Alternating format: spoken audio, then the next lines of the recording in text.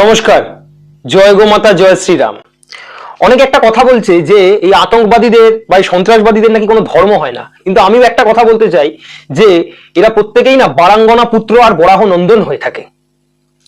আচ্ছা বলুন তো, এদের ধর্ম হয় না, কিন্তু যারা মার খাচ্ছে, যারা মরে যাচ্ছে, তাদের প্রত্যেকের ধর্ম তো হিন্দু ছিল, সেটা আমরা ভুলি কি করে?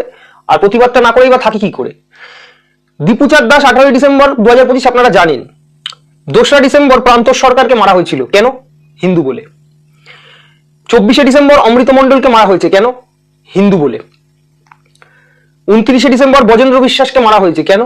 হিন্দু বলে। খোকন দাসকে মারা হয়েছে 3রা জানুয়ারি 2026-এর। রানা প্রতাপ ও মণি চক্রবর্তী দুজনকে মারা হয়েছে 5ই জানুয়ারি 2026-এ, কেন বলুন তো? প্রত্যেককে মারা হয়েছে হিন্দু বলে। আর তারপর আমি বলবো যে এদের কোনো ধর্ম হয় না, এদের কোনো ধর্ম হয় না, ওই ন্যাকামিটা আমি করতে পারছি না। অবশ্যই এদের ধর্ম হয়। এদের কি ধর্ম?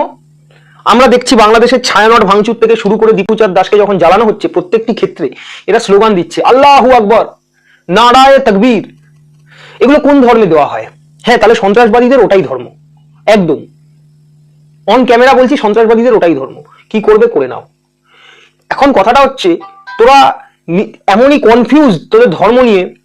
আরে আল্লাহু আকবর, হু আকবর, গুগলে সার্চ কর হু আকবর। আমি জানি না, আমি চিনি না কোনো আকবর টাকবরকে। তোদের চেনার দরকার আছে, গুগল সার্চ কর, বারবার জিজ্ঞেস করার কি আছে? আর নারায় তাকবীর, এই তাকবীরটা কে? যার কোনো খেয়ে দিয়ে কাজ নেই, যে সারাদিন বসে নাড়াচ্ছে। হ্যাঁ, কি জানি। যাই হোক, দেখ, কোন ধর্ম যারা বলে যে কোনো সব ধর্মকে সম্মান করা উচিত, আমিও করি তো। কেমন, এই কালকে আমার বাজার থেকে ফেরার পথে 5 টাকা ড্রেনে পড়ে গেছে, তা আমি কি করবো এখন? এটার জন্য আমি কি হনুমানজি বা আমাদের ভোলানাথকে ডাকবো? না, একদম না। আমি তখন ডাকলাম যে আল্লাহ, এই ড্রেনের মধ্যে দিয়ে গুয়ের জল যায়, দয়া করে আমার এই 5 টাকা পাওয়ার ব্যবস্থা করে দিন।